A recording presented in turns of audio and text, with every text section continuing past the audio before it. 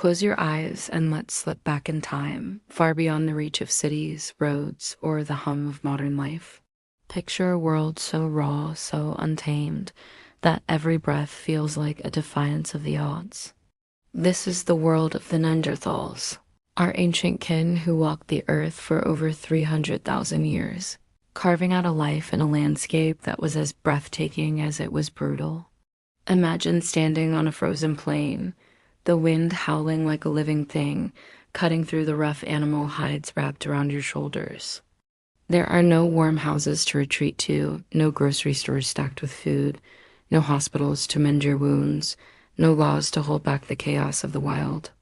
Every day is a gamble, every step a choice between survival and oblivion. Hunger is a constant companion, the cold is a relentless enemy, and danger lurks in every shadow, be it the glint of a predator's eyes or the distant crunch of a rival group as footsteps. This is the story we're diving into tonight, a tale of resilience, ingenuity, and the raw, unfiltered struggle to exist in a world that offered no mercy. As we begin this journey, I invite you to pause for a moment, drop a comment below, and let me know where you're rewatching from. Are you curled up under a blanket in London, sipping tea in Mumbai, or maybe stargazing in the deserts of Nevada? Wherever you are, hit that subscribe button, because we're going to explore more forgotten corners of history together, peeling back the layers of our past to uncover what it truly meant to be human. Let's set the scene. You're standing on a vast, windswept tundra, the ground beneath your feet a patchwork of frost-cracked earth and brittle grass. The air is so cold it stings your lungs, and the sky above is a heavy, slate-gray expanse, promising snow that could bury you in hours. Your clothes scraps of animal fur stitched with sinew are all that stand between you and the biting chill, but they're not enough to keep the cold from seeping into your bones. There's no hum of electricity, no flicker of streetlights, no distant rumble of traffic. The only sounds are the wail of the wind, the faint crackle of ice underfoot, and maybe, if you listen closely, the low growl of something hungry in the distance. Is it a cave lion stalking through the brush, a pack of wolves circling closer, or just the cruel trick of an empty stomach amplifying your fear? This was the Neanderthals' reality, a life where every moment carried the weight of survival. If you didn't hunt, you didn't eat. If you didn't find shelter, the cold would claim you. If you let your guard down, the world would end you. Yet, in this unforgiving landscape, they didn't just endure, they thrived, building lives that spanned hundreds of thousands of years, leaving traces of their existence in the caves, bones, and tools that we still uncover today. Neanderthals weren't the crude, club-swinging cavemen of old stories. They were our cousins with brains as large as ours, perhaps even larger, wired for problem-solving, creativity, and connection. They roamed across Europe and parts of Asia, from the icy cliffs of what's now Germany to the rugged shores of the Mediterranean. Their world was one of extreme's glaciers that crept over the land like slow-moving giants, then retreated to reveal brief, fleeting summers where life burst forth in fragile blooms. But even in those warmer moments, danger was never far. A twisted ankle could mean you couldn't keep up with the hunt, and no hunt meant no food. A cut from a jagged rock could fester, and without medicine, it could kill. A harsh winter could trap your group in a cave, food dwindling, hope fading with every frozen dawn. Yet they faced these challenges with a tenacity that's humbling, crafting tools sharper than you'd expect from stone, mastering fire to warm their shelters, even creating art that hints at a mind wrestling with life's big questions. They buried their dead with care, sometimes with flowers, suggesting they pondered what came after death. Their story isn't just one of survival, it's one of grit, of finding meaning in a world that offered none for free. Imagine waking up in that world. You're in a cave, the air thick with the smell of smoke and damp stone. Your family, maybe a dozen of you, maybe 20 huddles close, wrapped in furs.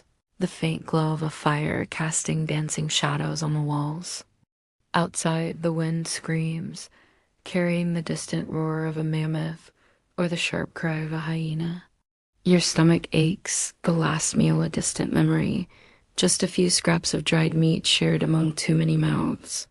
You know you'll need to venture out soon into the cold, where every step is a risk. Will you find a deer to spear, or will you cross paths with a bear too big to fight? Will the weather hold, or will a storm trap you far from safety? This was the rhythm of their lives, a relentless cycle where the prize for winning was simply another day.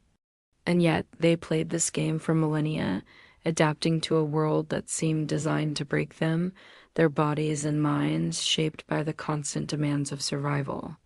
Their bodies bore the scars of that struggle.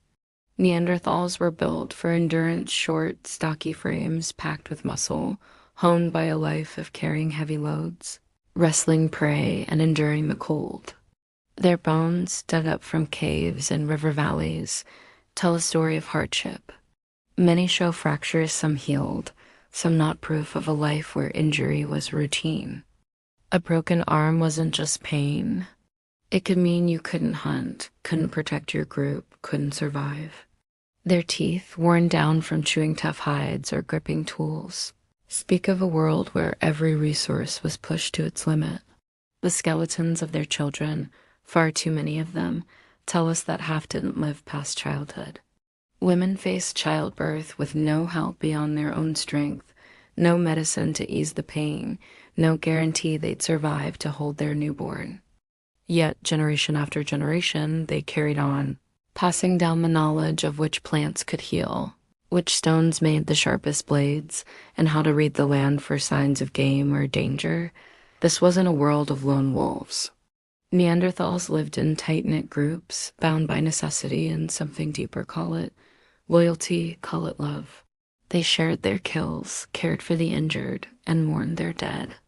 In a cave in what's now Iraq, archaeologists found a man's skeleton, old for his time, his body battered by injuries, a withered arm, a blind eye. He shouldn't have lived as long as he did, but he did, because someone fed him, protected him, valued him enough to keep him alive. That's not just survival. That's a spark of humanity glowing in the dark. They told stories, maybe not in words we'd recognize, but in gestures, grunts, and the shared labor of chipping flint or skinning a kill. They laughed, perhaps, as they worked by firelight, their voices echoing off cave walls. But their world was merciless. A single misstep, a spear that missed its mark, a fire that went out in a storm could unravel everything. And still, they pressed on, their lives a testament to a courage we can barely imagine, standing against a world that offered no promises. Let's hold that image as we begin. A small band of Neanderthals, silhouetted against a frozen dawn, spears clutched in calloused hands, faces set with quiet determination. They had no cities, no machines, no safety nets, but they had fire in their hearts, a stubborn refusal to surrender, and a spark of creativity that lit up even the darkest nights. Their story is ours too, a reminder of the roots of what it means to be human, to fight for every breath, to find meaning in the struggle. As you settle in tonight, maybe drifting toward sleep, think of them, your ancient kin, facing the cold, the hunger, the teeth, and the dark. Let their resilience inspire you, their story a bridge to a past that still lives in our bones. And if this tale stirs something in you, drop a comment. Tell me where you're watching from, what you feel as you imagine their world. Subscribe to join me as we uncover more stories from the edges of history, where every chapter is a testament to the unyielding human spirit. Let's keep walking with the Neanderthals through a world of ice and fire, where every day was a victory won against the odds. As we stand with those Neanderthals, silhouetted against the frozen dawn, their spears clutched tightly, their faces etched with determination, we can almost feel the weight of their world, a place where every day was a victory carved from ice and struggle. Their lives, spanning over 300,000 years across Europe and parts of Asia, were a testament to human resilience, a story that ended only around 40,000 years ago when they faded into the shadows of history. But who were these ancient kin of ours? Were they the brutish cavemen of old tales, or something far more complex?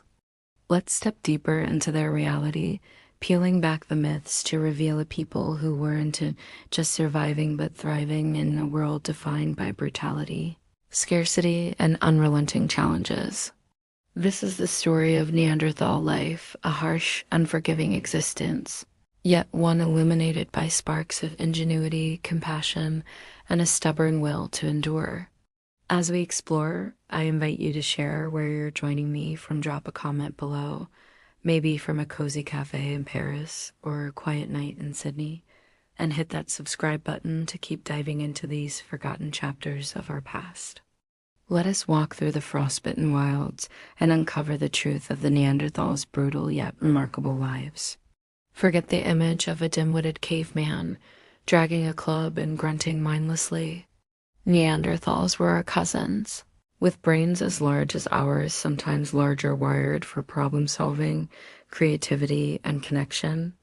They roamed from the icy cliffs of modern-day Germany to the sun-scorched shores of the Mediterranean, adapting to landscapes that swung between freezing tundra and fleeting bursts of green. Their world was a crucible, forging them into beings of extraordinary resilience. They lived in small, tight-knit groups, rarely more than 30, moving nomadically across vast territories to follow game or escape the crushing cold of Ice Age winters. Their lives were short, often ending before 40, but those years were packed with a density of experience we can scarcely imagine. Every day was a gauntlet of threats, starvation, injury, predators, and the ever-present specter of death. Yet they didn't just endure. They built a culture that left echoes in the tools, bones, and art we still find today, challenging every stereotype we've pinned on them. Their sophistication shines through in what they left behind. Neanderthals were master toolmakers, crafting sharp, symmetrical blades from flint and obsidian, using techniques we call Mousterian, a method so precise it rivaled the work of later humans. They didn't just bash rocks together. They chipped away with purpose, creating spearheads, scrapers, and knives that could skin a mammoth or carve wood. They mastered fire not just for warmth, but for cooking, hardening wooden spears, and even producing tar from birch bark, a sticky, versatile adhesive for hafting tools made through a complex process that hints at a deep understanding of their intent. In caves across Spain, we found their art-red ochre handprints and geometric patterns painted 65,000 years ago, long before modern humans reached Europe.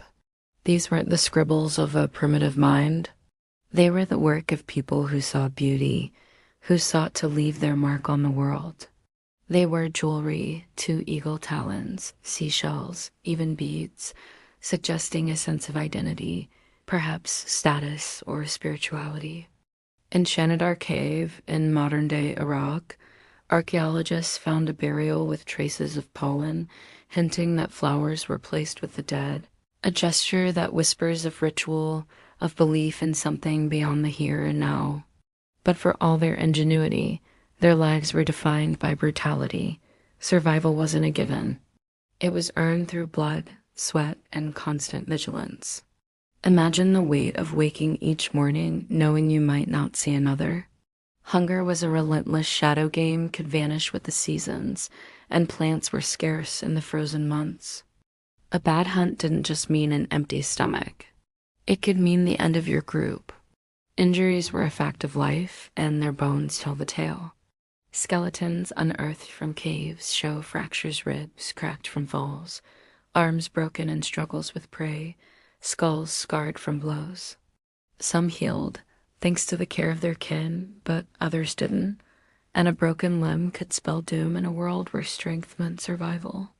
Predators were everywhere, cave lions with jaws that could crush bone, short-faced bears that towered over modern grizzlies, and packs of hyenas that could scatter a group in seconds. Every hut was a dance with death. Every night a battle to keep the fire burning against the cold and the creatures lurking just beyond its glow. Childbirth was another brutal reality. Neanderthal women faced it with no midwives, no medicine, just their own resilience and the hope their bodies could endure. The skeletons of infants and mothers tell a grim story many didn't survive. Half of Neanderthal children died before they could walk, struck down by disease, malnutrition, or the sheer harshness of their world. Infections were a silent killer. Without knowledge of hygiene or antibiotics, a small cut could fester into sepsis, a cough could become pneumonia. Parasites like worms and lice drained their strength, and dental infections visible in the worn, abscessed teeth of their skulls could spread poison through their bodies. Yet they fought on, using what they had, yarrow and chamomile for pain, birch tar for wounds, piecing together a primitive medicine born from necessity and observation.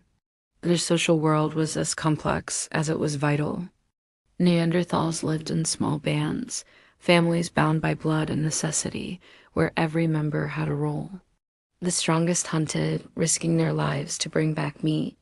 Others gathered plants, prepared hides, or tended fires. Leadership wasn't formal, but earned through strength, cunning, or the ability to keep the group alive. Competition was fierce, not just with other groups, but within them for food, mates, or status. Yet there was compassion, too. In La Chapelle, France, archaeologists found an elderly man's skeleton, his teeth nearly gone, his joints worn with arthritis. He couldn't have hunted or foraged, yet he lived years beyond what his body should have allowed. Someone fed him, carried him, cared for him. And Shanidar, another skeleton, a man blind in one eye, with a withered arm, tells the same story. These weren't isolated acts. They were a pattern, proof that Neanderthals valued their own, that their bonds ran deeper than survival alone. Their burials speak to this depth. In La Forêt, France, a child's grave was found with stone tools and slabs carefully placed around it, as if to protect the small body in death. In Shandar, the flower burial suggests not just care, but a sense of ritual, a belief that death wasn't the end. These acts weren't practical, they took time, energy, resources, but they were human. A way to honor the lost, to make sense of a world that offered little comfort. They adopted to raising children who weren't their own, as seen in mixed DNA from sites like Uzmskaya Cave in Russia, where Neanderthal and early modern human genes mingled. These weren't just survival strategies. They were choices reflecting a society that, despite its harshness, found room for connection, for meaning. The brutality of their world shaped every aspect of their lives. Hunger drove them to hunt beasts that could kill with a single swipe, woolly mammoths with tusks like spears, cave bears that could crush a skull. They used strategy, driving animals off cliffs or ambushing them near water, but every hunt was a risk. A misthrust, a moment's hesitation, and you were the prey. Their tools, sharp as they were, demanded close combat, and their bodies paid the price. Skeletons show wounds that mirror those of modern rodeo riders, broken bones, crushed joints, scars from a life of constant physical strain. And when the hunt was done, the work wasn't. Butchering a mammoth took hours, even days, with every member of the group men. Women, children scraping flesh, cracking bones for marrow, tanning hides for shelter or clothing. Nothing was wasted because waste meant death. Their world was a paradox, a place of crushing hardship and surprising tenderness. They faced starvation, yet shared their kills. They endured pain, yet cared for their wounded. They lived in a world that punished weakness, yet made room for the weak. This was the Neanderthal reality, not just a struggle to survive, but a struggle to live, to create, to connect.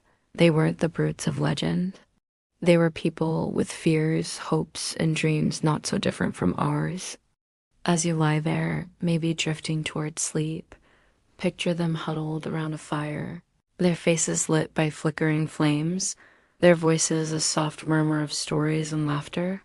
Let their resilience sink in, their ability to find light in the darkest of worlds. If their story moves you, drop a comment, tell me where you're watching from, what you feel as you imagine their lives. Subscribe to join me as we keep exploring these ancient paths where every tale is a mirror to our own humanity. Let's keep walking with the Neanderthals through a world where every day was a fight and every victory a spark of something eternal. As we linger with those Neanderthals, huddled around their flickering fire, their faces glowing with stories and the faint hope of another dawn, we see a people shaped by a world that demanded everything from them. Their lives, as we've explored, were a tapestry of resilience, woven with threads of ingenuity, compassion, and unyielding struggle against a brutal reality. But what was this world that forged them? What kind of environment could test a people so fiercely, yet inspire such remarkable adaptations? Let's step outside their cave, beyond the warmth of their fire, and into the raw, untamed landscape of Ice Age Europe, a realm of ice, wind, and relentless challenge that defined every moment of their existence. This is the story of the environmental crucible that shaped Neanderthal life, a world where survival meant mastering a land as beautiful as it was deadly. As we dive deeper, I invite you to share where you're joining me from. Drop a comment below, maybe from a snowy cabin in Canada or a bustling street in São Paulo, and hit that subscribe button to keep exploring these ancient worlds together. Let us walk through the frostbitten wilds and uncover the environmental challenges that tested the Neanderthal's very soul. Picture yourself standing on a vast frozen plain, the ground beneath your feet a mosaic of cracked earth and brittle, frost-dusted grass. The air is so cold it burns your throat, each breath a sharp reminder of the world's indifference. Above, the sky is a heavy, leaden gray, swollen with the threat of snow that could bury you in hours.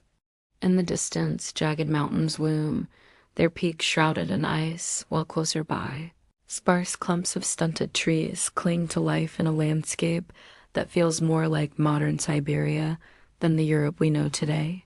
This was Ice Age Europe, a world gripped by glaciers that crept south, covering much of the continent in sheets of ice thousands of feet thick. These glaciers reshaped the land, carving valleys, flattening plains, and leaving behind a tundra of permafrost and wind-scoured earth. For Neanderthals, this was home a place where temperatures could plummet to minus 40 degrees Celsius, where winters stretched for months, and where even the brief summers offered little reprieve.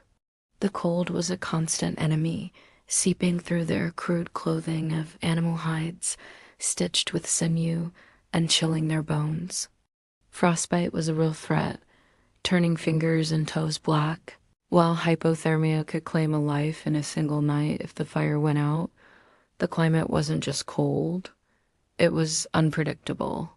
Neanderthals lived through the ebb and flow of glacial periods, with the earth swinging between deep freezes and fleeting interglacial thaws. During colder phases, vast ice sheets locked up water, lowering sea levels and exposing land bridges that connected Britain to mainland Europe or Siberia to Alaska.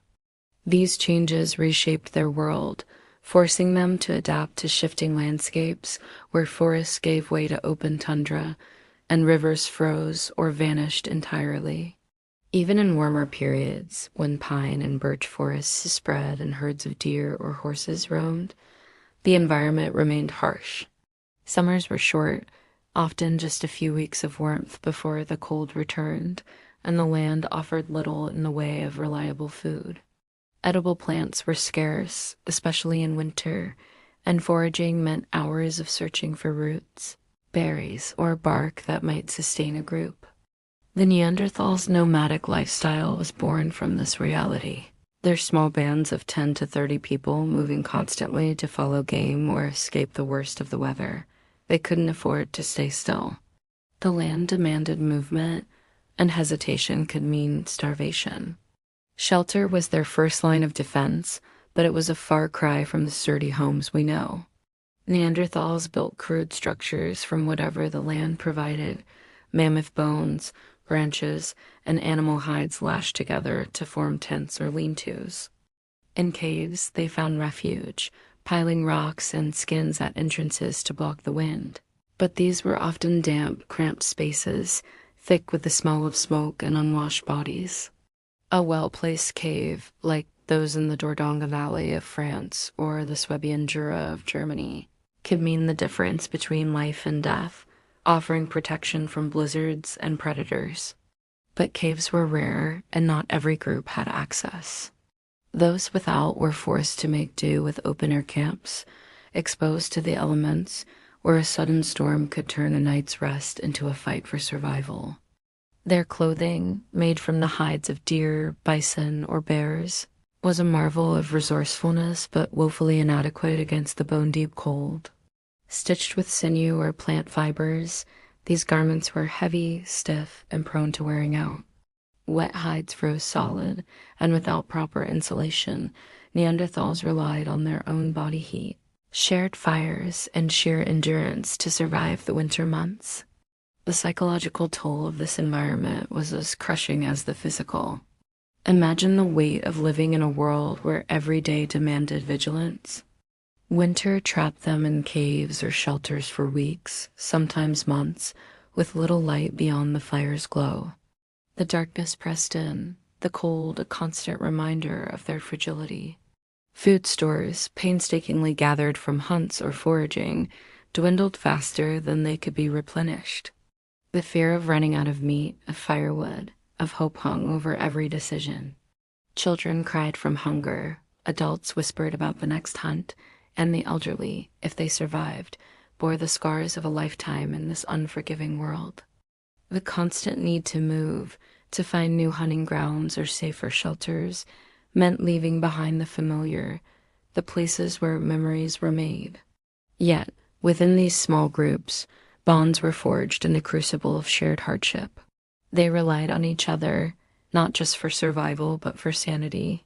Their voices and laughter a fragile defense against the silence of the tundra. The landscape itself was a predator, as dangerous as any beast.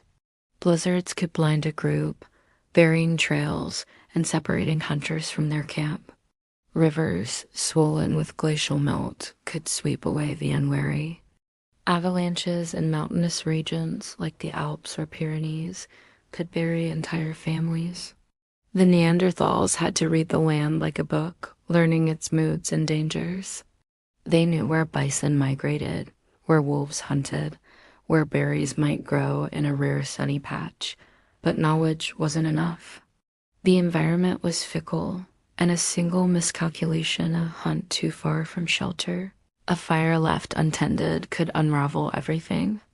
Their tools, sharp and cleverly made, were no match for a sudden freeze or a storm that lasted days. Fire was their lifeline, but maintaining it meant constant foraging for wood in a land where trees were scarce. A single spark lost to damp or wind could plunge a group into darkness and cold with no second chances. Yet, they adapted. Neanderthals were masters of their environment, not its victims. They learned to exploit every resource, from the marrow in animal bones to the flint hidden in riverbeds. They timed their movements to the seasons, following herds of mammoth or reindeer across the tundra, knowing when to hunt and when to hunker down. In coastal regions like those along the Mediterranean, they gathered shellfish, leaving middens of mussel shells that we still find today. In forests, they tracked deer and boar, using the terrain to their advantage. Their shelters, though simple, were engineering feats: mammoth bones arranged in circles, weighed down with stones, covered with hides to create a barrier against the wind. They used fire not just for warmth, but to shape their world, burning brush to drive game or harden wooden spears.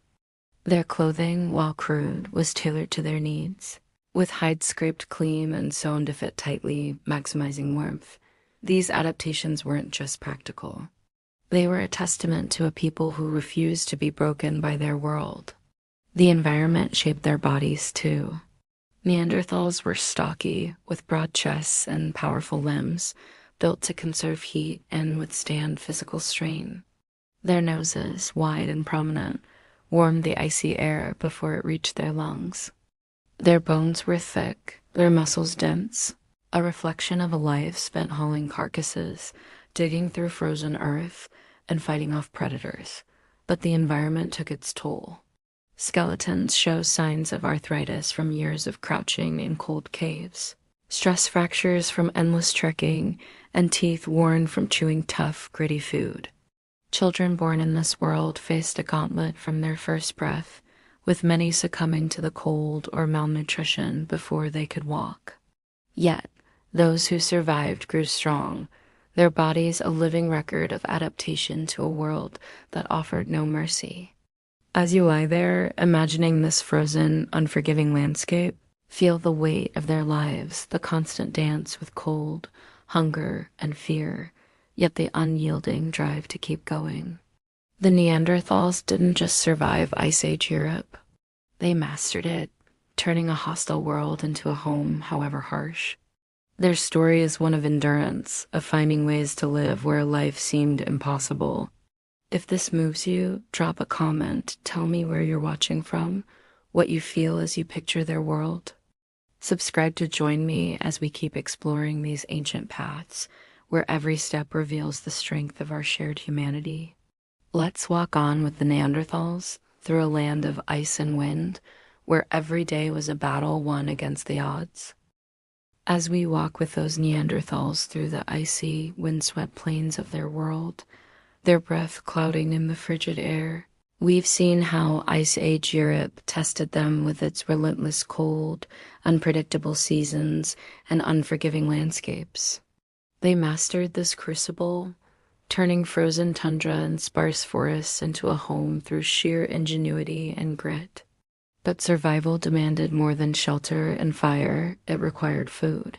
And in a world ruled by scarcity, that meant facing beasts that could kill with a single swipe. Let us step out from the safety of their caves and into the heart of their struggle, the hunt. This is the story of how Neanderthals braved massive prey and deadly predators, where every hunt was a gamble with death, and every night a battle to keep the darkness at bay.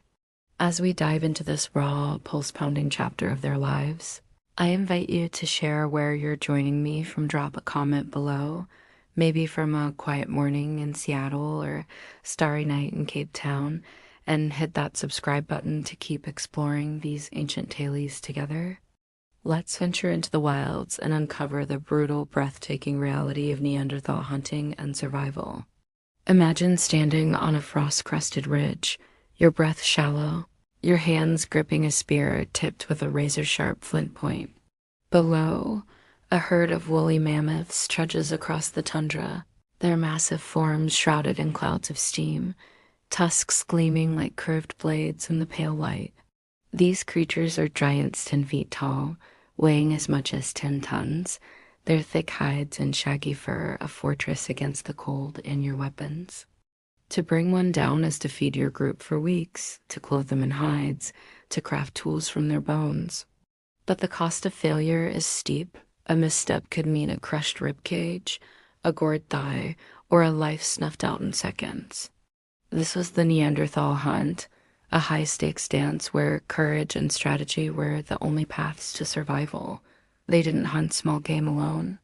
They tackled the biggest, most dangerous animals of their world, woolly rhinoceroses with horns that could impale, cave bears that could snap a spine with a single paw, and herds of bison whose stampedes could trample a group into the earth. Every hunt was a test, not just of skill, but of raw nerve, where the line between hunter and hunted blurred in an instant. Their weapons were simple but deadly. Neanderthals crafted spears from wood, often fire-hardened to a sharp point, and fitted with flint or obsidian heads, chipped with precision to slice through tough hides. These weren't tools for long-range combat. They demanded close quarters, where you could feel the heat of an animal's breath, see the fear or fury in its eyes. Unlike modern humans, who later developed spear throwers and bows, Neanderthals relied on brute strength and teamwork. They hunted in small groups, coordinating with gestures and grunts, their plans honed by years of experience. One strategy was the cliff drive herding animals toward a drop, where a fall would do the killing for them. In sites like La Côte de Saint Brelade in Jersey, archaeologists found piles of mammoth and rhino bones at the base of cliffs, evidence of this brutal but effective tactic. Other times, they ambushed near water sources or migration routes, using the landscape to trap their prey. A site in Germany, Leringen, revealed a wooden spear embedded in an elephant's rib cage, a snapshot of a hunt 125,000 years ago, where a Neanderthal drove their weapon deep into a beast's flank, risking everything for the kill. The danger didn't end with the prey. Neanderthals shared their world with predators that saw them as food. Cave lions, larger than any big cat today, could stalk silently, their jaws strong enough to crush a skull. Short-faced bears, towering up to 12 feet when rearing, were nightmares of muscle and claw. Packs of hyenas with bone-cracking bites could overwhelm a lone hunter, while wolves circled camps, drawn by the smell of blood. Saber-toothed cats, though rare, were a terror, their long canines designed to pierce and tear. Neanderthals lived in constant vigilance, their senses tuned to the snap of a twig or the rustle of grass. At night, they posted sentries, their eyes scanning the darkness beyond the fire's glow. Excavations at sites like Coombe-Greenall in France show layers of ash and bone, proof of fires kept burning to ward off these threats. They fortified camps with sharp stakes or stone barriers, and caves were prized not just for shelter but for defense. Their narrow entrances easier to guard against claws and teeth. The hunt itself was only half the battle. Bringing down a mammoth or bison was a triumph, but the work had just begun. Picture the scene. A massive carcass lies steaming in the cold, its blood soaking the frozen ground. The entire group, men, women, even children, sets to work, their flint blades flashing as they butcher the beast. Skinning a mammoth took hours, the hide thick and tough, requiring strength to peel it away. Meat was cut into strips, some eaten raw, some dried or smoked over fires to last through lean times. Bones were cracked open for marrow, a rich, fatty prize that could sustain a group when food was scarce. Hides were scraped clean, a grueling task to remove fat and tissue, then stretched and cured for clothing or shelter. Tusks and bones were shaped into tools, needles, awls, even structural supports for tents. Nothing was wasted. In a world where resources were fleeting, every scrap was a lifeline. Sites like Moldova in Ukraine show bone circles, likely the remains of shelters built from mammoth remains, a testament to their resourcefulness. The physical toll of hunting was etched into their bodies. Neanderthal skeletons are a map of injuries, broken ribs, fractured arms, crushed vertebrae, wounds that mirror those of modern bull riders or gladiators. A skeleton from La Chapelle aux Saints shows a man with a healed rib fracture, likely from a charging animal, yet he lived on, cared for by his group. Another from Shandar Cave had a puncture wound in his chest, possibly from a spear gone astray during a hunt. These injuries weren't just painful, they could cripple a hunter's ability to provide, turning a provider into a burden. Yet the group's survival depended on collective effort. A successful hunt meant food for all, but a failed one or a hunter loss could starve the entire band. Children learned early, watching their elders, practicing with small spears, readying themselves for the day they'd face the beasts. Women, too, likely joined hunts, their strength vital in a world where every hand counted. The stakes were communal, the risks shared, the rewards divided among the hungry. The psychological weight was as heavy as the physical. Imagine the adrenaline of stalking a mammoth, knowing one wrong move could end you. The fear of predators wasn't abstract, it was the glint of eyes in the dark, the sudden silence that meant something was near. Sleep was never deep. A cry or a rustle could jolt you awake, spear in hand. The hunt demanded not just courage, but trust in your group, and the plan, and the strength of your arm. Failure haunted them, not just in hunger, but in guilt, knowing a missed kill could doom a child or elder. Yet, success brought more than food. It brought pride, stories told around the fire, a moment of triumph in a world that offered few. These stories, passed down in gestures or simple words, were their legacy, binding the group tighter, giving them purpose amid the chaos. This was the Neanderthal hunt, a brutal, exhilarating struggle that defined their existence. They faced creatures that could kill with a glance, yet they returned, bloodied but unbowed, to feed their kin. Their world was a battlefield, not just of flesh but of will, where every kill was a victory against the odds. As you lie there, picturing their spears raised against a charging rhino or their fires blazing against the night, feel their courage, the heartbeat of a people who stared down monsters and lived to tell the tale. If this stirs you, drop a comment, tell me where you're watching from, what you feel as you imagine their hunts. Subscribe to join me as we keep walking these ancient paths, where every step reveals the raw pulse of our shared humanity. Let's follow the Neanderthals into the wild, where every hunt was a story written in blood and fire.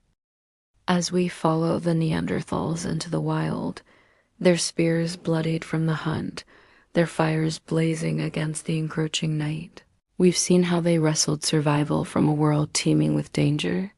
Each kill was a triumph, a fleeting victory against the jaws of predators, an annoying hunger that stalked their every step. But their story isn't just one of brute strength or cunning hunts. It's also a tale of connection, of bonds forged in the crucible of their brutal existence.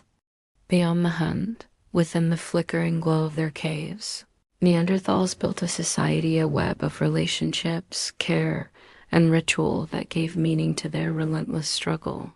This is the story of their social dynamics and compassion, where family, loyalty, and even love held their small groups together against the odds. As we dive into this intimate chapter of their lives, I invite you to share where you're joining me from. Drop a comment below.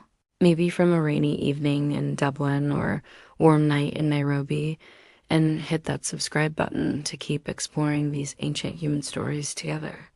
Let's step into the heart of Neanderthal society, where the ties that bound them were as vital as any spear or fire. Imagine the scene: a cramped cave, the air heavy with the scent of smoke, damp stone, and the faint musk of animal hides. A fire crackles at the center, its light casting shadows on the walls, where a small band of Neanderthals, perhaps 15 or 20 huddles close. The wind howls outside, but here, in this fragile sanctuary, there's warmth, not just from the flames, but from the presence of kin. These weren't solitary creatures. Neanderthals lived in tight-knit groups, families bound by blood, necessity, and something deeper, a shared will to survive. Their groups were small, rarely more than 30, because the land could only sustain so many mouths. Each member had a role. Hunters risked their lives for meat. Gatherers scoured the tundra for roots or berries, and others tended fires or prepared hides.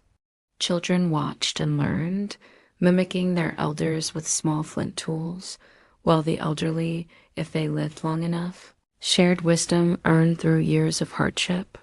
This was a society built on interdependence, where survival hinged on trust and cooperation, where every individual's strength or skill could mean the difference between life and death for all. Leadership in these groups wasn't marked by crowns or titles, but by action.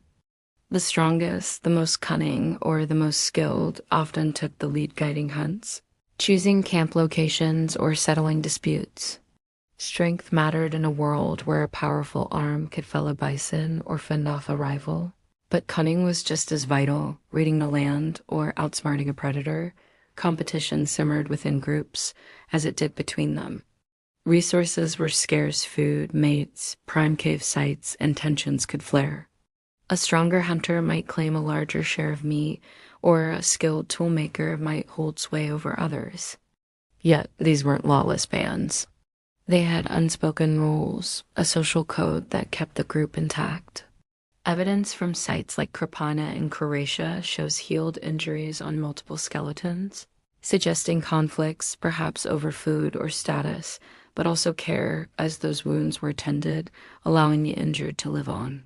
This balance of rivalry and unity was the heartbeat of their society, a delicate dance that kept them alive in a world that offered no mercy.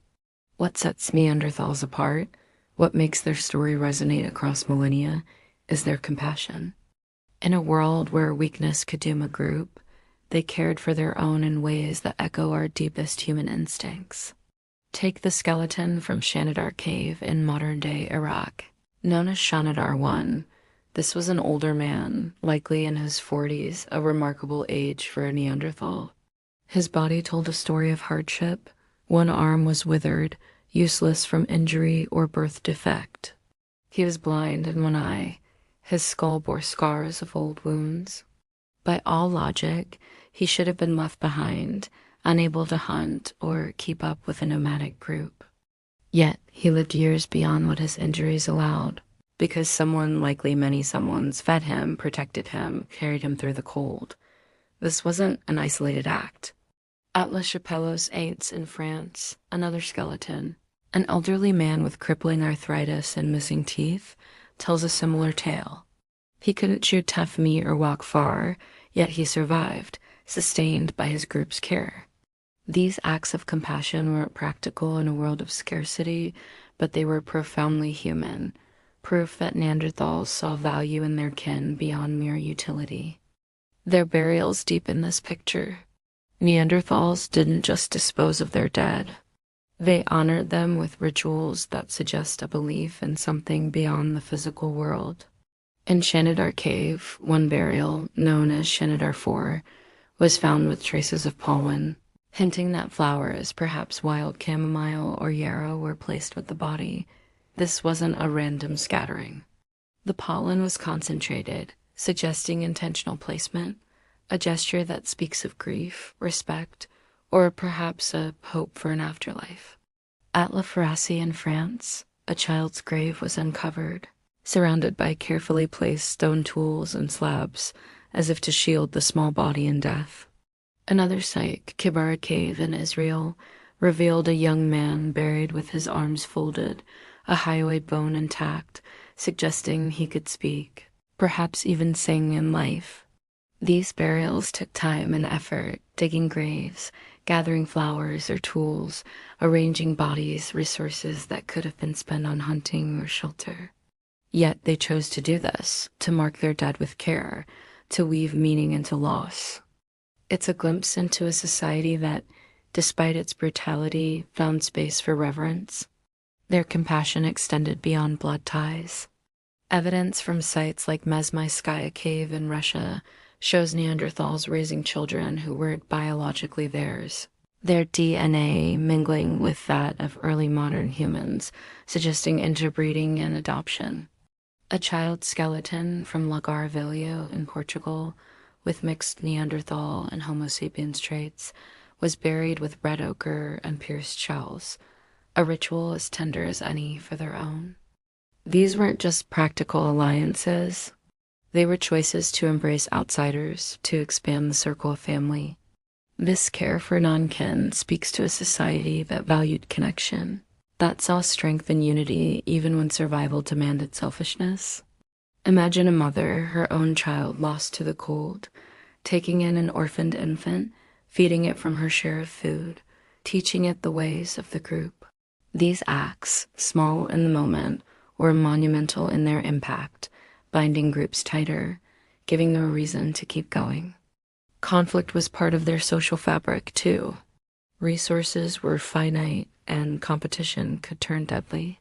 Skeletons from sites like St. Césaire in France show trauma-cracked skulls, broken bones that might have come from clashes with rival groups over hunting grounds or caves. Within groups, tensions over mates or leadership could spark violence, as seen in the healed fractures on skulls from Krapina. Yet these same skeletons show care wounds bandaged, bone set, lives preserved. This duality, rivalry, and compassion defined their society. They fought, but they also forgave. They competed, but they also shared. A hunter might challenge another for a prime cut of meat, but when the fire died low, they'd work together to keep it burning. This balance wasn't perfect, but it was enough to hold their groups together through centuries of hardship. Children were central to this world. They weren't just future hunters or gatherers. They were the group's hope, its continuity. From a young age, they learned by doing chipping flint, tending fires, watching hunts. Skeletons of children show wear on their bones, signs of carrying loads or scraping hides, proof they contributed early. But they were also protected, cherished. The burial of a toddler in Didaria Cave, Syria, with a flint tool and a stone near its heart, suggests a tenderness that transcends time. Parents grieved, just as we do, their rituals a way to cope with loss in a world where death was ever present. These children, raised in the shadow of danger, grew into adults who carried the group's knowledge, its stories, its strength. This was Neanderthal society, a fragile web of bonds woven from necessity, rivalry, and profound care. They weren't just surviving. They were living, creating meaning through connection, through rituals that honored their dead, through acts of compassion that defied their brutal world. As you lie there, picturing their firelit caves, their hands clasped in shared labor, feel the warmth of their humanity, the love that sustained them, the grief that shaped them. If this moves you, drop a comment, tell me where you're watching from, what you feel as you imagine their lives. Subscribe to join me as we keep walking these ancient paths, where every story reveals the heart of our shared humanity. Let's stay with the Neanderthals and their world of struggle and care, where every bond was a victory against the dark. As we linger in the warmth of those Neanderthal caves, their firelit faces reflecting bonds of care and kinship that held their fragile society together, we've seen how they wove meaning into a world of relentless hardship, their compassion feeding the injured, burying their dead with flowers, raising children not their own, reveals a humanity that shines through the brutality of their existence. But even as they leaned on each other to survive the cold and the hunt, another invisible enemy stalked them, one they could neither see nor fight with spears or fire. This is the story of the health and diseases that plagued the Neanderthals, a silent battle against infections, injuries, and the frailties of their bodies in a world without medicine or mercy. As we delve into this grueling chapter of their lives, I invite you to share where you're joining me from. Drop a comment below. Maybe from a chilly dawn in Oslo or a warm evening in Buenos Aires, and hit that subscribe button to keep exploring these ancient struggles together. Let's step into the shadows of their health, where every ache, every fever was a test of their endurance. Imagine lying in a cave, your body curled on a bed of hides, the fire's warmth barely reaching you as a fever burns through your veins. The air is thick with smoke and the sour smell of unwashed bodies, and a dull pain throbs in your jaw where a tooth has gone bad.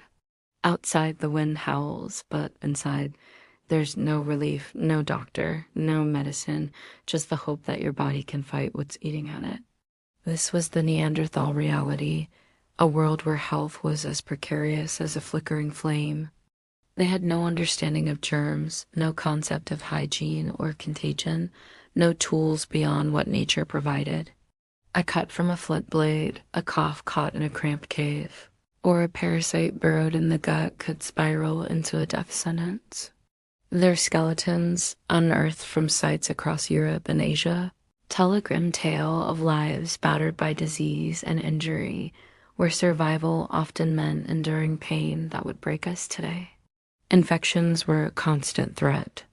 Without soap, clean water, or knowledge of sanitation, even minor wounds could turn deadly.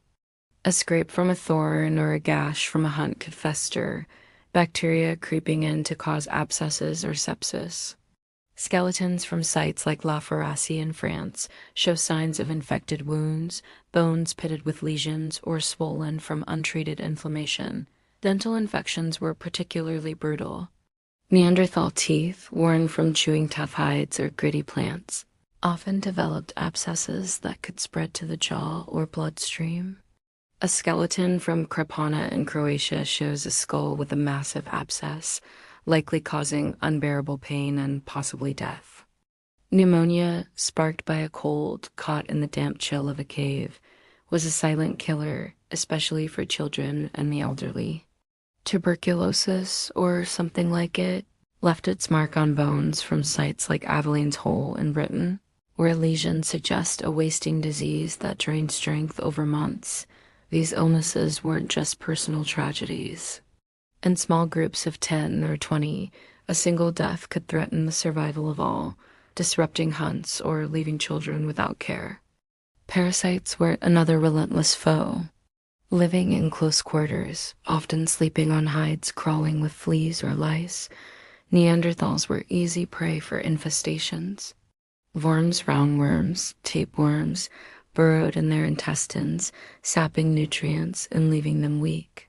Coprolites, fossilized feces from sites like El Salt in Spain, revealed traces of parasitic eggs, proof of infections that could cause chronic pain, diarrhea, or malnutrition. These parasites weren't just a nuisance. In a world where every calorie counted, they could tip the balance toward starvation. Lice, embedded in hair or clothing, caused constant itching and spread disease, while ticks from the animals they hunted brought their own risks.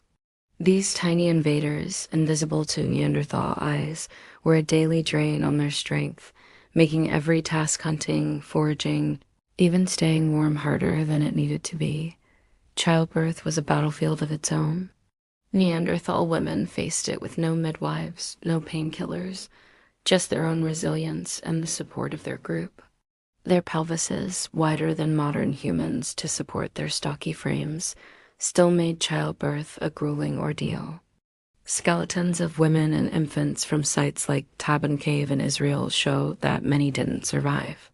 High infant mortality, perhaps half of all children died before age 5, was a brutal reality, driven by infection, malnutrition, or the sheer stress of birth in a cold, unforgiving world. A mother's death could doom her surviving child, as nursing was the only way to feed an infant in a world without milk from domesticated animals. The loss rippled through the group, weakening its ability to hunt or gather, leaving fewer hands to share the endless work. Yet some women survived multiple births, their bones showing the wear of repeated pregnancies, a testament to their strength and the group's care. Injuries, so common from hunts or falls, added to their woes. Neanderthal skeletons are a catalog of trauma-broken ribs, fractured arms, crushed skulls. A skeleton from Shanidar Cave, known as Shanidar III, had a rib pierced by a spear, possibly from a hunt gone wrong, the wound likely leading to a fatal infection. Unlike modern fractures, which can be set and healed with casts, Neanderthal injuries often healed poorly, leaving bones misaligned or joints stiff with arthritis. A broken leg could mean weeks of immobility, relying on others for food and protection, a burden in a world where everyone's contribution was vital. Pain was a constant companion, with no relief beyond endurance or perhaps the numbing cold. Yet many survived these injuries, their bones showing signs of healing, proof that their kin cared for them, sharing food and shelter until they could stand again. Despite their lack of medical knowledge, Neanderthals weren't helpless. They turned to the land for remedies, using plants with healing properties. Yarrow and chamomile, found in trace amounts at sites like El Cedron in Spain, were likely chewed or applied to wounds for their anti-inflammatory effects. Birch bark tar, used for hafting tools, doubled as an antiseptic, its sticky warmth soothing cuts or burns. These weren't random guesses. They were the result of observation, trial, and error, passed down through generations. A skeleton from El Sidron showed signs of a dental abscess treated with a plant-based remedy, suggesting a practical, if limited, understanding of their environment's healing potential. They may have used bone setting too, as some fractures show alignment, likely held in place with hides or branches. These efforts, crude by our standards, were life-saving, a flicker of ingenuity in a world that offered no second chances. The impact of disease and injury wasn't just physical, it was social. In small groups, every loss was a blow. A hunter felled by infection couldn't provide meat, leaving the group hungrier.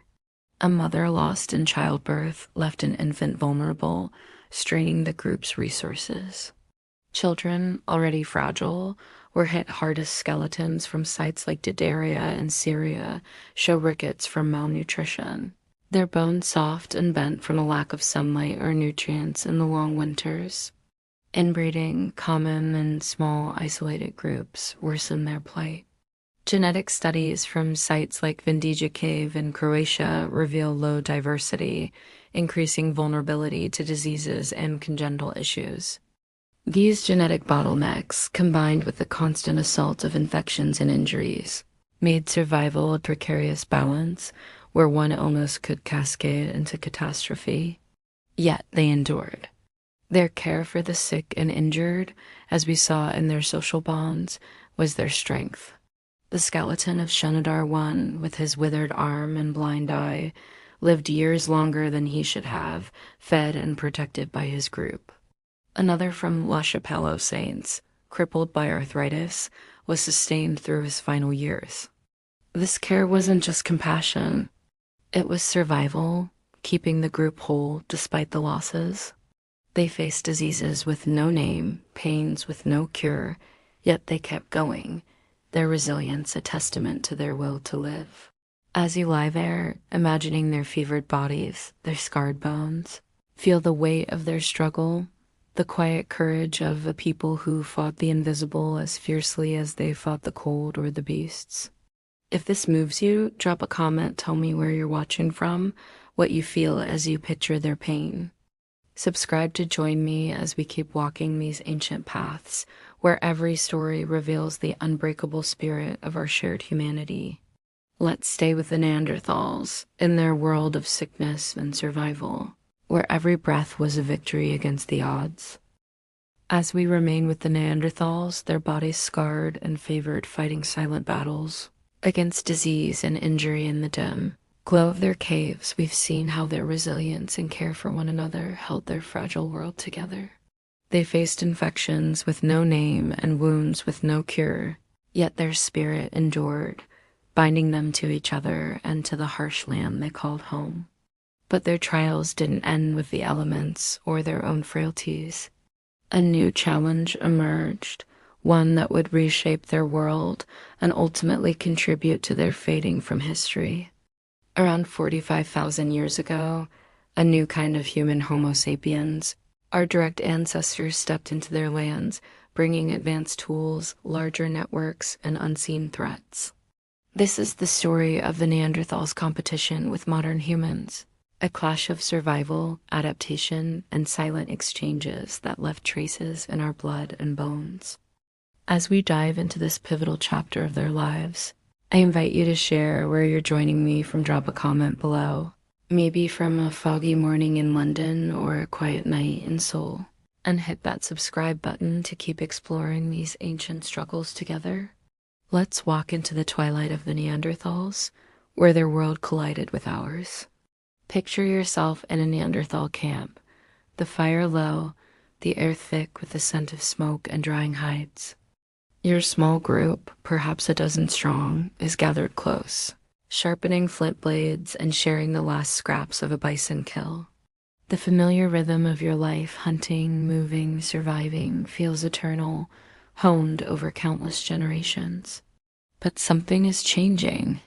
Across the valley, strange figures move, their silhouettes leaner, their tools unfamiliar. These are Homo sapiens, modern humans, arriving in Europe from Africa and the Near East around 45,000 years ago. They look different, taller, slimmer, with faces less broad, but they're not so different from you. They hunt, they gather, they build fires, just as you do. Yet their presence brings a new kind of pressure, one that will test your people like never before. They compete for the same deer, the same caves, the same patches of edible roots. Their arrival marks the beginning of a slow, inexorable shift, a competition that will reshape the landscape and the fate of your kind. These newcomers brought advantages that set them apart. Their tools were leap-forward spear throwers, or atlatls, that could hurl projectiles with deadly force from a distance, unlike the close combat spears you rely on. At sites like Aurignac in France, archaeologists have found these weapons, alongside barbed harpoons and blades finer than your Mousterian flintwork. Their bows, though not yet widespread, gave them an edge in hunting smaller, faster game, reducing the risk of injury. They crafted needles from bone, sewing tighter, warmer clothing that shielded them better against the Ice Age cold. Your hides, stitched with sinew, are heavy and prone to stiffening in the frost. But theirs are tailored, flexible, a small but critical advantage. They also worked in larger groups, sometimes dozens strong, connected through networks that stretched across regions. Evidence from sites like Sanjir in Russia shows trade shells and amber moved hundreds of miles, suggesting alliances and communication that your smaller, more isolated bands couldn't match. These networks meant more resources, more hands to hunt, more minds to solve problems. The competition wasn't just about tools or numbers. It was about efficiency. Modern humans hunted smarter, not harder. They used traps and snares, as seen in the remains of small game at sites like Kostinki in Russia, preserving energy and reducing risk. They exploited a wider range of foods, fish, birds, even plants, that you rarely touched, giving them a buffer against lean times. Their larger groups allowed specialization. Some hunted, others crafted, others cared for children, making their camps more resilient. Your group, tight-knit but small, relies on every member pulling their weight with no room for error. If a hunt fails or a winter stretches too long, your band teeters on the edge. Modern humans, with their broader diet and deeper reserves, could weather setbacks that might break you. This wasn't a war of swords or battles. It was a quiet war of survival, where every missed kill or claimed cave tipped the balance. Yet, this wasn't a story of enemies clashing in the open. Neanderthals and modern humans met, mingled, and sometimes merged. Genetic evidence drawn from bones at sites like Vindija Cave in Croatia and Mazmatskaya in Russia shows interbreeding.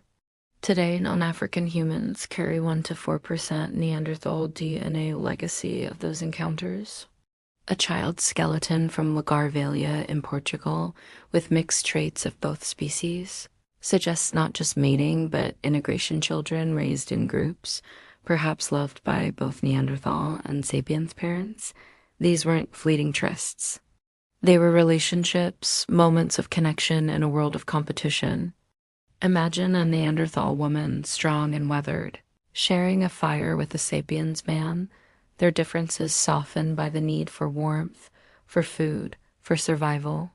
Their children, born of both worlds, carried traits like stronger bones or better cold resistance, gifts from their Neanderthal heritage that linger in us today. But these encounters brought a darker legacy: disease. Modern humans, coming from Africa and the Near East, carried pathogens your people had never faced. Their larger groups and trade networks were breeding grounds for microbes, much like cities later fueled plagues. Without immunity, your small bands were vulnerable. A cough, a fever, a strange rash could sweep through a group, leading devastation. While no direct evidence proves specific diseases, the pattern is clear small, isolated populations, like yours, often collapse when exposed to new pathogens. The Black Death, millennia later, showed how disease could decimate. For Neanderthals, with no medicine or understanding of contagion, a novel illness could be catastrophic. A skeleton from Les Raw in France, with lesions suggesting infection, hints at this toll. Your groups, already strained by hunger and injury, couldn't afford these losses.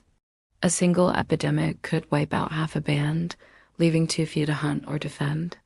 This competition pushed you to the margins. Modern humans claim the best hunting grounds, the richest valleys, the safest caves.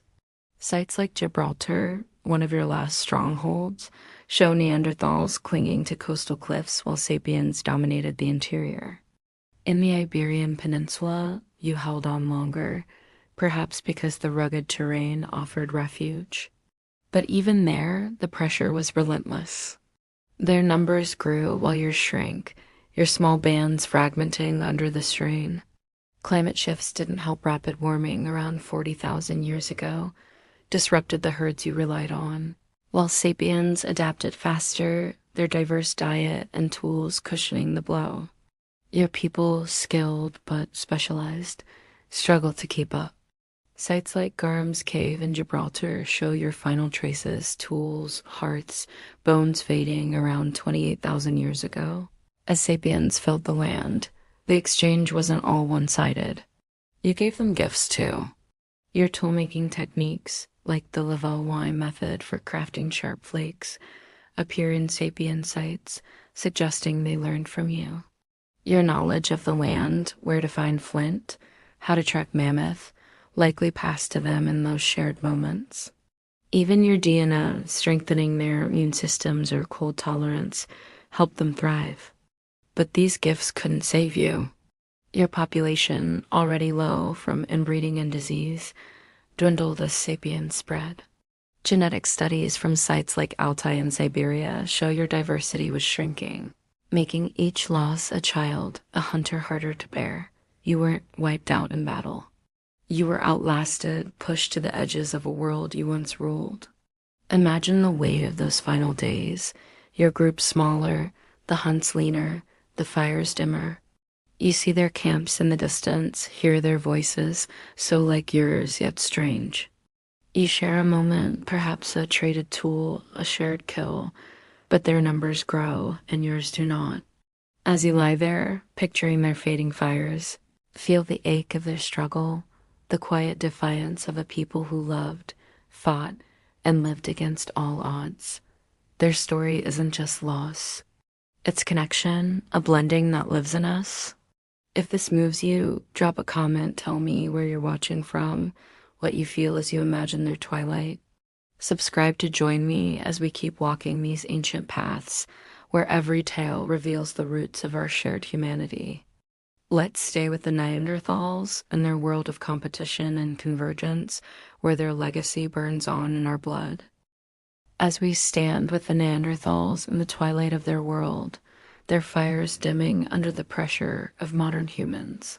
Spreading presence, we've seen how competition and convergence with Homo sapiens reshaped their existence, blending their blood with ours while pushing them to the margins.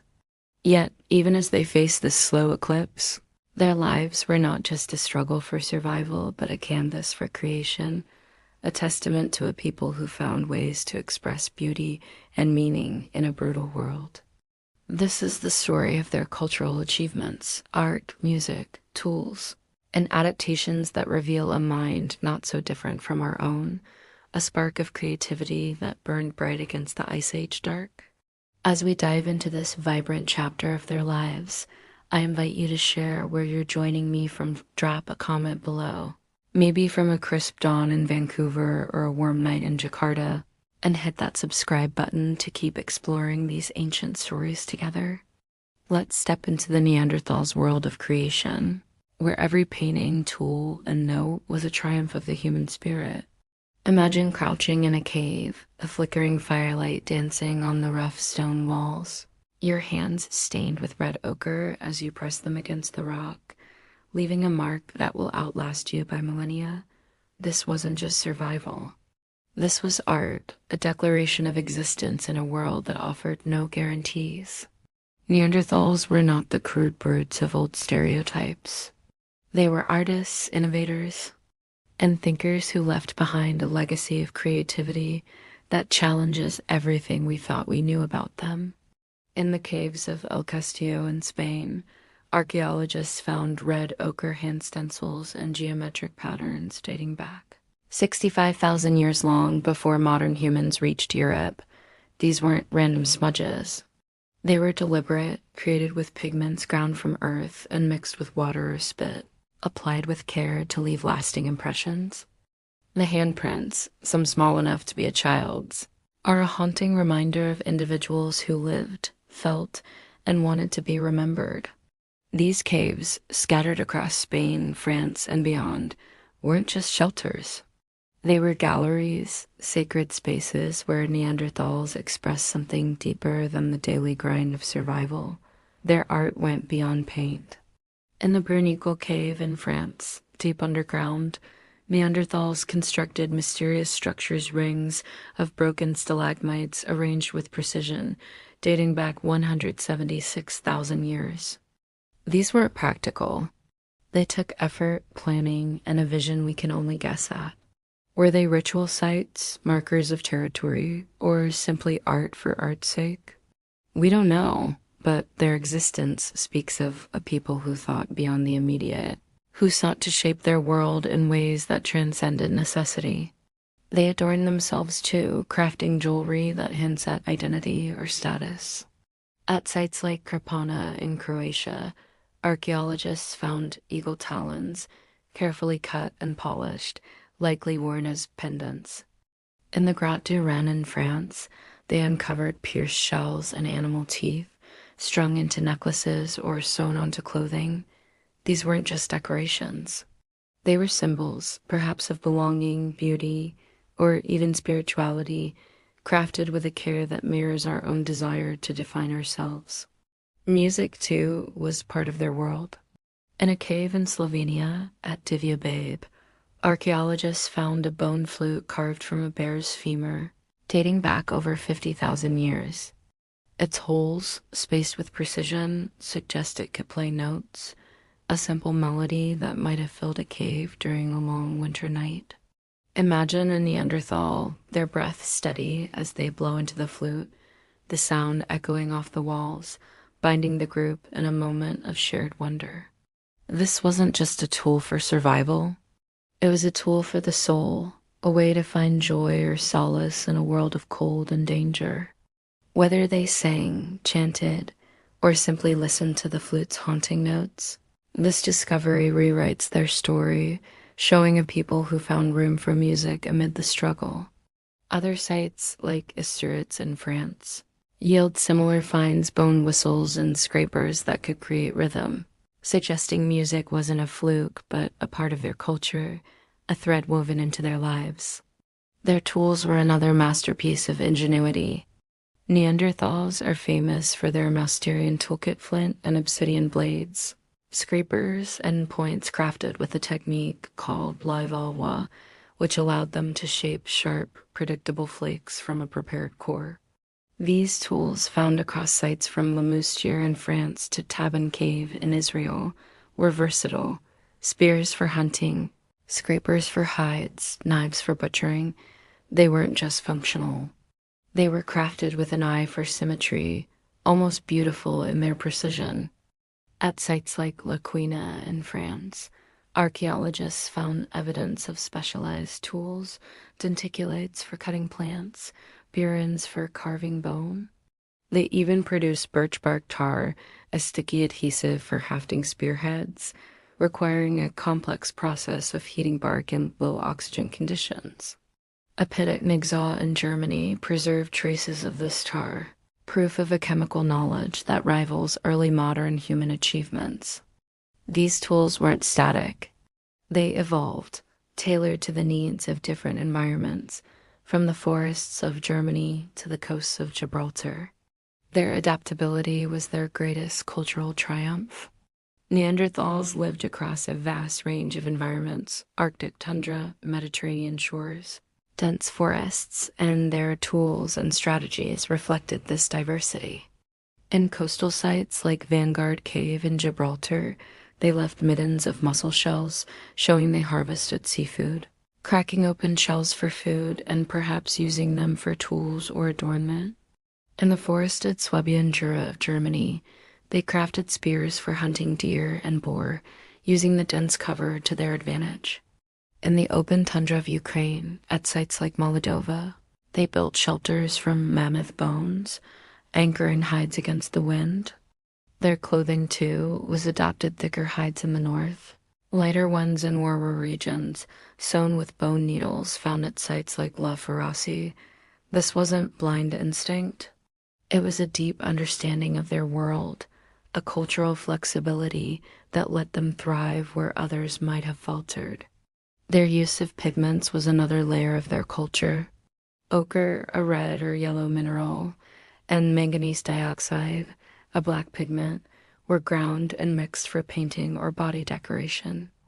At Maastricht Belvedere in the Netherlands, ochre traces suggest they used it to mark hides or themselves, perhaps for ritual or identity. These pigments weren't easy to come by. They required mining or trading, a process that demanded planning and effort. Were they painting their bodies for hunts, marking their kin, or honoring their dead? We can only speculate, but the effort speaks of a people who valued expression, who saw their world not just as a place to survive, but as a stage for meaning. A skeleton from Cueva de los Aviones in Spain, buried with ochre-stained shells, suggests these pigments played a role in their rituals. Tying their art to their reverence for the dead, this creativity wasn't just for show, it was survival. Their tools let them hunt more effectively, their shelters kept them alive through brutal winters. Their art and music strengthened the bonds that held their groups together. In a world where every day was a fight, these achievements were acts of defiance, proof that they were more than their hardships. They didn't just endure. They created, leaving marks on cave walls, melodies in the air, and tools that shaped their world. As you lie there, picturing their ochre-stained hands, their flutes singing in the dark, feel the pulse of their creativity, the spark that made them human, that lives in us still. If this moves you, drop a comment. Tell me where you're watching from, what you feel as you imagine their art. Subscribe to join me as we keep walking these ancient paths where every creation reveals the heart of our shared humanity. Let's stay with the Neanderthals and their world of paint and song, where every mark was a victory against the void. As we linger with the Neanderthals, their ochre-stained hands crafting art and their bone flutes singing into the Ice Age night, we've seen how their creativity illuminated a world of relentless hardship. Their tools, paintings, and music were not just acts of survival, but declarations of a vibrant humanity, a refusal to be defined solely by the struggle. Yet, even as they carved beauty and meaning from their brutal existence, the shadows were lengthening. The arrival of modern humans, with their sharper tools and broader networks, tightened the noose, and the land itself began to shift beneath their feet. This is the story of the Neanderthals' extinction, the slow, heartbreaking fade of a people who endured for over 300,000 years, only to vanish around 28,000 years ago. As we step into this final chapter of their saga, I invite you to share where you're joining me from. Drop a comment below. Maybe from a misty morning in Edinburgh or a quiet evening in Melbourne. And hit that subscribe button to keep exploring these ancient tales together. Let's walk through the twilight of the Neanderthals, where their fire flickered out, leaving echoes in our bones. Imagine sitting by a dying fire, the cold seeping into your cave as your small band, fewer now than ever, huddles closer, the weight of scarcity pressing on every breath. The herds you once hunted are thinning, their migration paths shifting with the warming land. Across the valley, the fires of modern humans burn brighter, their groups larger, their spears flying farther. Your world, once vast, feels smaller, your paths confined to the rocky cliffs and sparse forests of places like Gibraltar. This was the reality for the last Neanderthals, their numbers dwindling as the world changed around them. They didn't vanish in a single cataclysm. Their extinction was a slow unraveling, a tapestry of survival fraying under the strain of climate shifts, competition, and their own fragile biology. By 28,000 to 24,000 years ago, the last of their fires went out, leaving only bones, tools, and a lingering question: what ended them? Climate change was a relentless force. The Ice Age wasn't a single freeze, but a series of pulses, with glaciers advancing and retreating over millennia. Around 40,000 years ago, a rapid warming period known as the Lasham event disrupted the stable rhythms Neanderthals relied on. The tundra they mastered, with its mammoth and reindeer herds, gave way to denser forests, better suited to smaller game like deer or boar than modern humans, with their bows and traps, hunted more efficiently. Sites like Gardram's Cave in Gibraltar show Neanderthals adapting, eating shellfish and small animals, but the shift was too fast. Their heavy, stocky bodies, built for the cold, were less suited to these warmer, wooded landscapes. Their hunting strategies, honed for close combat with megafauna, struggled against nimbler prey. Meanwhile, modern humans thrived, their diverse diet and flexible tools cushioning the blow of environmental change. The land, once a partner in survival, became a traitor, eroding the Neanderthals' way of life. Competition with modern humans tightened the screws. Homo sapiens, arriving around 45,000 years ago, didn't just compete, they dominated. Their spear throwers and finer blades, found at sites like Arignac in France, let them hunt with less risk, killing from a distance while Neanderthals grappled with beasts up close. Their larger groups, sometimes dozens or more, formed networks that traded resources, like shells from the Black Sea found hundreds of miles away in Ukraine. Neanderthals, with their small bands of 10 to 30, were more isolated, their survival tied to local resources. When modern humans claimed prime hunting grounds or caves, Neanderthals were pushed to marginal lands, rugged cliffs, barren coasts. Sites like Zafaria in Spain show them clinging to these edges, their tools simpler, their hearths smaller.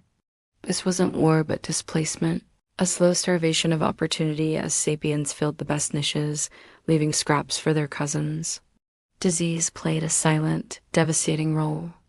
Modern humans, with their larger groups and trade routes, carried pathogens from Africa and the Near East, viruses, bacteria, or parasites that Neanderthals had no immunity against. Genetic studies suggest their immune systems, shaped by inbreeding in small groups, were less robust.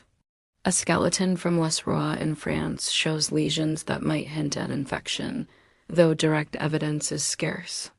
Imagine a fever sweeping through a band of 15, half succumbing in days, leaving too few to hunt to protect the young. In small groups, such losses were catastrophic, disrupting the delicate balance of survival. Modern humans, with their numbers, could absorb these blows. Neanderthals could not. This invisible threat, carried in breath or touch during encounters, may have been as deadly as any spear. Thinning their ranks without a fight, their biology was a hidden weakness. Genetic studies from sites like Vindija Cave in Croatia and Altai in Siberia reveal low genetic diversity, a result of inbreeding in isolated groups. This made them vulnerable to congenital issues and less adaptable to new diseases or environmental shifts. Their population was already small, perhaps never more than 50,000 across Europe and Asia spread, thin across vast territories.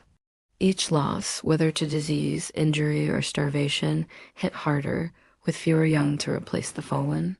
Skeletons of children like those at Dadaria in Syria show high mortality rates, with half dying before age 5. Women, facing the perils of childbirth without medicine, often died young, further shrinking the next generation. This genetic bottleneck, combined with external pressures, made recovery nearly impossible.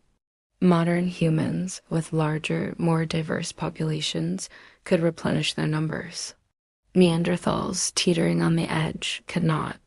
Their last strongholds tell a story of desperation and resilience. In southern Spain and Gibraltar, Neanderthals held on longer, perhaps because the rugged terrain offered refuge. Sites like Gorham's Cave and Vanguard Cave show hearths, tools, and shellfish remains dating to 28,000 years ago, some of the last traces of their presence. Here they adapted, eating seals, fish, even roasting pine nuts, as pollen traces suggest. But these were pockets, not populations. Their world was shrinking, their groups fragmenting into smaller, more vulnerable bands. A site in Portugal, Lapa do Suo, shows a lone Neanderthal burial, a stark contrast to the communal graves of earlier times. The caves, once alive with voices, grew quiet, their fires untended. By 24,000 years ago, the last Neanderthals were gone, their story ending not with a bang but a whisper. Yet their legacy endures. They didn't vanish entirely. They live in us. The 1 to 4% Neanderthal DNA in African humans carries traits like stronger bones or immune responses, gifts from those ancient encounters. Their tools, like the Levallois technique, influenced modern humans, appearing in sapient sites across Europe. Their knowledge of flint fire, or the wind's rhythms likely passed through shared camps, a quiet exchange that shaped early human culture. Sites like Grotte du Rhin in France show mixed artifacts, suggesting Neanderthals and sapiens lived side by side, perhaps learning from each other before the end. Their extinction wasn't a defeat, but a merging, their spark absorbed into the growing flame of humanity. Imagine those final moments. A lone Neanderthal, standing on a cliff overlooking the sea, their spear worn, their group gone. The world is warmer, the herds are distant, and strange voices echo from the valleys below. They don't know their story is ending, but they feel the weight of change. As you lie there, picturing their fading fires, their last stands on rocky shores, feel the ache of their resilience, their refusal to surrender until the very end. Their extinction is our story, too, a reminder of how fragile, yet enduring, our humanity is. If this moves you, drop a comment, tell me where you're watching from, what you feel as you imagine their twilight. Subscribe to join me as we keep walking these ancient paths, where every loss reveals the strength of our shared roots. Let's stay with the Neanderthals in their final days, where their legacy burns on in our blood and bones. As we stand with the last Neanderthals, their solitary fires fading on the rocky cliffs of Gibraltar, we've witnessed the slow unraveling of their world overwhelmed by climate shifts, outpaced by modern humans, and weakened by disease and dwindling numbers. Their extinction around 28,000 years ago wasn't a sudden fall, but a quiet fading, their legacy woven into our DNA and the tools they left behind. Yet the script of their story takes an unexpected turn here, shifting from the frozen plains of Ice Age Europe to the gritty streets of medieval Scotland, jarring leap across millennia that seems to break the thread of their tale. This section, likely a misstep or a deliberate pivot, explores urban life, merchants, guilds, and the Black Death in a world far removed from the Neanderthals' caves. Let's follow this curious detour, treating it as a reflection on human struggle across time, and see what it reveals about survival, society, and resilience in a different age. As we dive into this unexpected chapter, I invite you to share where you're joining me from. Drop a comment below. Maybe from a bustling morning in New York or a quiet night in Auckland, and hit that subscribe button to keep exploring these human stories together. Let's step into medieval Scotland, where new challenges echo the Neanderthals' fight to endure. Picture yourself in a crowded, muddy street in Edinburgh, around the year 1350, the air thick with the smell of wood smoke, sweat, and rotting refuse. Stone and timber houses lean precariously over narrow alleys, their thatched roofs damp from endless rain. The clamor of merchants haggling, carts creaking, and church bells ringing fills your ears, a stark contrast to the silent tundra of the Neanderthals' world. This is medieval Scotland, a land of burgeoning towns where life, though far from the Ice Age, was no less brutal. The urban world was a crucible of its own disease. Fire, economic turmoil, and violence shaped daily existence, much like the cold and predators tested our ancient kin. Here, survival wasn't about sparing mammoths, but navigating a maze of social hierarchies, scarce resources, and a plague that could wipe out half a town in weeks. Yet, just as the Neanderthals found ways to thrive, the people of this time built lives amid chaos. Their struggles a distant echo of the resilience we saw in those ancient caves. Life in these towns was a constant battle against the elements. Wooden buildings packed tightly were tinderboxes waiting for a spark. Fires swept through places like Perth or Aberdeen, reducing homes and shops to ashen hours. A single stray ember from a hearth could ignite a street, leaving families homeless in the cold Scottish rain. Rebuilding was slow, expensive, and often impossible for the poor, who lived in cramped tenements or shacks. Sanitation was a nightmare. Open sewers ran through streets, and waste piled in alleys, breeding rats and disease. The stench was inescapable, a mix of human filth, animal dung, and the sour tang of unwashed bodies. Water came from wells or rivers, often tainted, carrying dysentery or typhoid that could kill as surely as a cave lion's jaws. Like the Neanderthals, who faced frostbite and starvation, these urban dwellers lived on the edge, their survival tied to their ability to endure a hostile environment. Merchants were the lifeblood of these towns, but their lives were far from secure. Picture a trader in Dundee, his stall laden with wool, salt, or fish, shouting prices over the din of the market. His wealth, if he had any, came from trade routes stretching to Flanders or Norway, but every shipment was a gamble.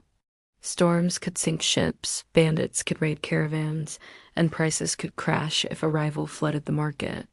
Guilds, powerful associations of craftsmen and traders, controlled the economy like gatekeepers, setting prices, quality standards, and who could work. A weaver or baker had to join a guild to survive, paying steep fees and bowing to their rules. Defying the guild meant fines, ostracism, or worse, some were driven from town, their livelihoods ruined. Yet, guilds offered protection, ensuring fair wages and shielding members from outside competition. This was a world of cutthroat commerce where ambition clashed with rigid control, not unlike the Neanderthals' competition for scarce game or caves. Social dynamics were as complex as any Neanderthal band. Men dominated public life, merchants, guild masters, and clergy held power, but women carved out roles despite the odds. Widows ran businesses like brewing or weaving, inheriting their husbands' trades. Some, like Agnes Randolph, known as Black Agnes, defied invaders, holding castles against sieges with a courage that echoed the Neanderthals' defiance of predators. But women faced constant threats. Marriage was often a transaction, and childbirth, like in Neanderthal times, was deadly with no hospitals and crude midwifery. 1 in 3 women died giving birth, their infants often following. Children, if they survived infancy, faced a gauntlet of disease and hunger. Half didn't reach adulthood, their small graves dotting churchyards. Families like Neanderthal groups were tight-knit, sharing cramped homes where 3 generations might sleep in one room, their warmth and quarrels a mirror of those ancient caves. The Black Death, arriving in 1348, was a catastrophe that dwarfed even the diseases Neanderthals faced. Imagine the panic as fever and black boils spread through Edinburgh, bodies piling in streets faster than they could be buried. Up to half the population died in months, entire families wiped out, their homes left empty. The plague didn't discriminate. Merchants, priests, and peasants fell alike. Survivors faced a shattered economy. Trade halted, crops rotted in fields, and guilds struggled to rebuild. Yet, like the Neanderthals caring for their injured, communities rallied. Neighbors buried the dead, clergy offered prayers, and survivors rebuilt, driven by a resilience that feels achingly familiar. The plague's shadow lingered, with outbreaks flaring for decades, each one a reminder of life's fragility in a world without medicine or mercy. Religion was a cornerstone, much like the Neanderthals' rituals. Churches loomed over towns, their bells dictating daily life. Priests wielded power, but tensions simmered.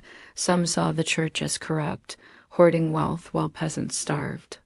Heretics, like those following John Wycliffe's ideas, faced exile or death, their defiance sparking clashes that echoed the Neanderthals' rivalries over resources. Yet faith-bound communities offering hope amid chaos. Festivals like St. Giles' Day in Edinburgh brought music, dance, and shared meals. Moments of joy that parallel the Neanderthals' flute melodies. These gatherings weren't just escape. They were defiance, a refusal to let hardship extinguish the human spirit. Violence was ever present. Towns were fortified, but raids by rival clans or English armies could strike without warning. Streets weren't safe, either drunken brawls, theft, or feuds over debts turned deadly. A merchant in Aberdeen might carry a dagger, knowing a dark alley could end his life. Justice was harsh, thieves were hanged, traitors drawn and quartered. Yet, like the Neanderthals' care for their wounded, communities showed mercy too.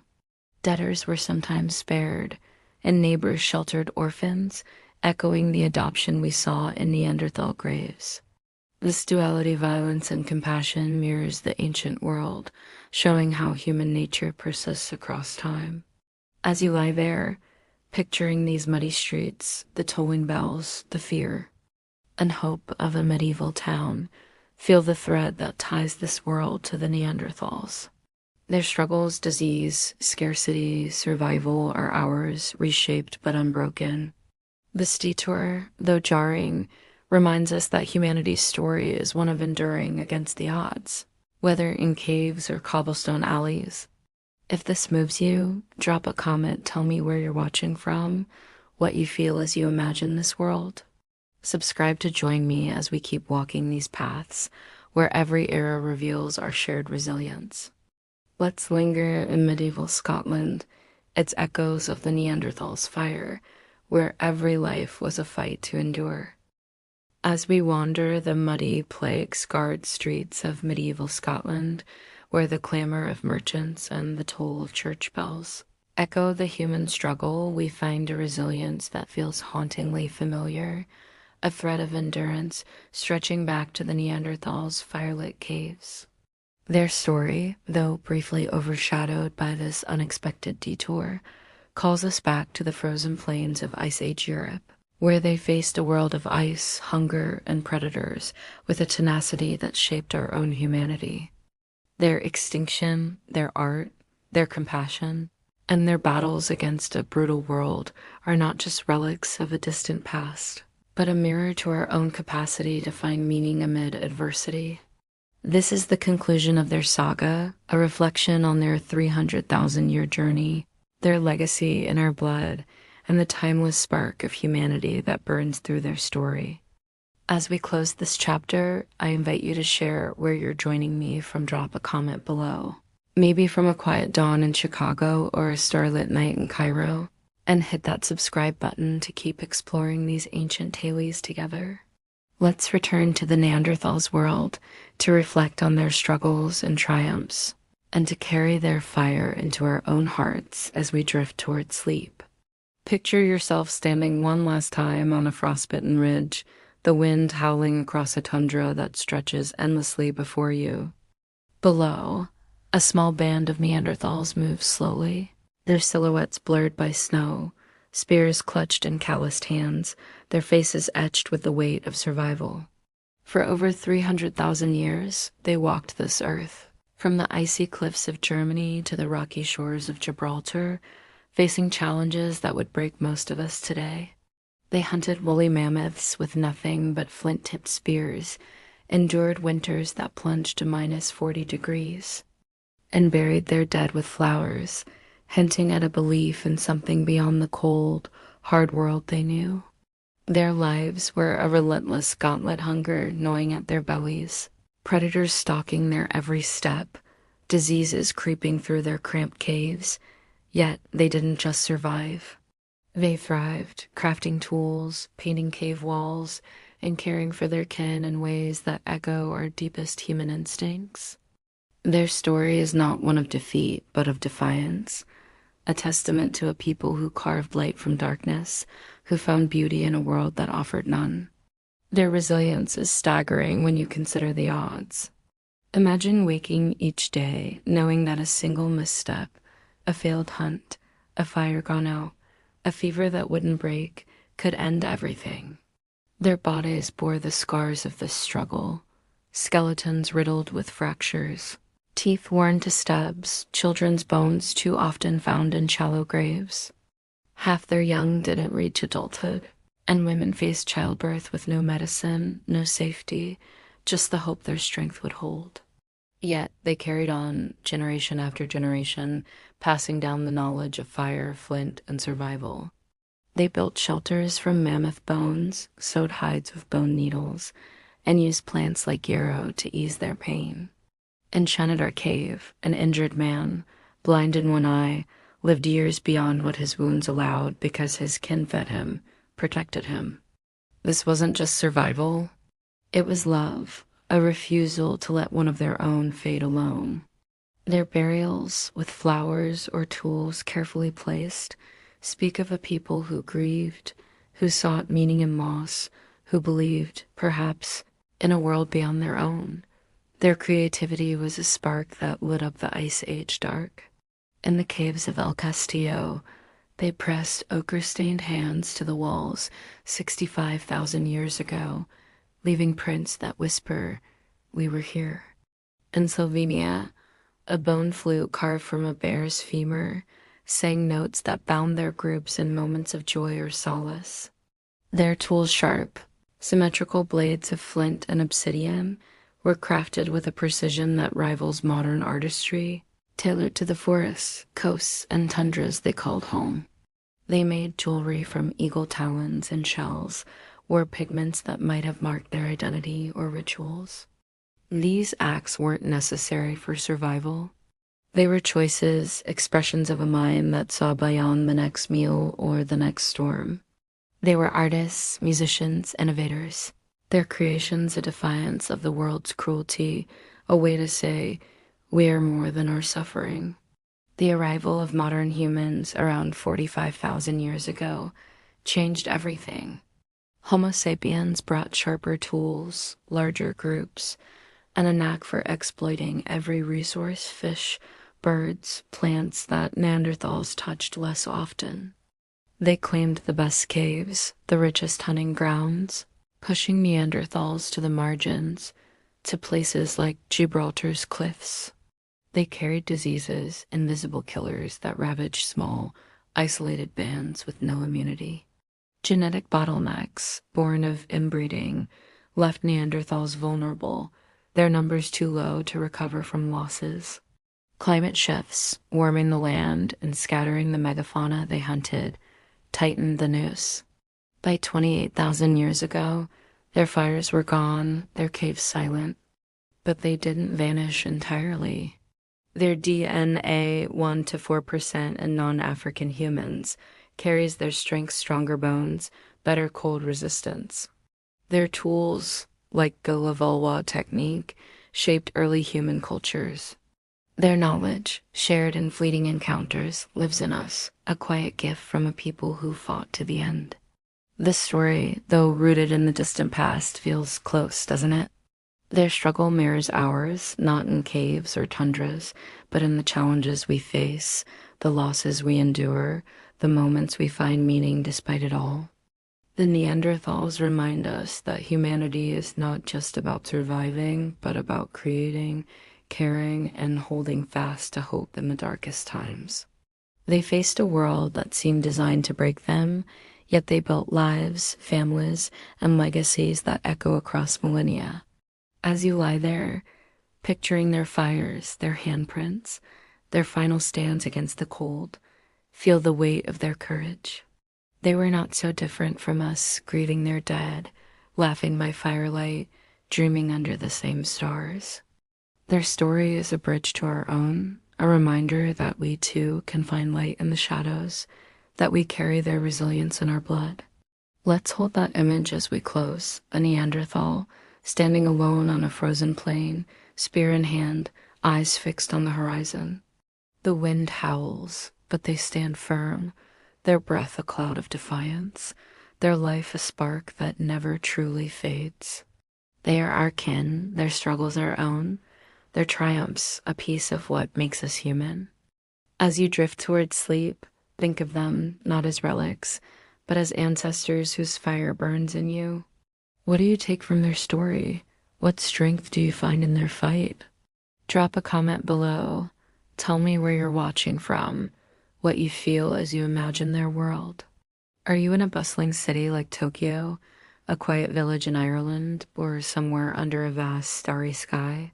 Share your thoughts, your place, your connection to this tale. And if their story moves you, hit that subscribe button to join me as we uncover more chapters of our shared past. More stories of humans who faced the impossible and kept going. Their legacy isn't just in bones or DNA. It's in the human spirit, the stubborn will to create, to love, to endure. The Neanderthals faced a world of ice and teeth, yet they painted, sang, and cared for each other until the end. Let their story sink into you tonight, a lullaby of resilience, a reminder that we too can face our challenges with the same fire. As you close your eyes, let their voices, grunts, laughter, the soft notes of a flute carry you into dreams. They are with us still, and the strength we summon, the art we create, the bonds we hold dear. Thank you for walking this path with me, for stepping into their world. Let's keep exploring, keep reflecting, keep carrying their fire forward. Sleep well, knowing the Neanderthal story lives in you, a spark of humanity that no darkness can extinguish.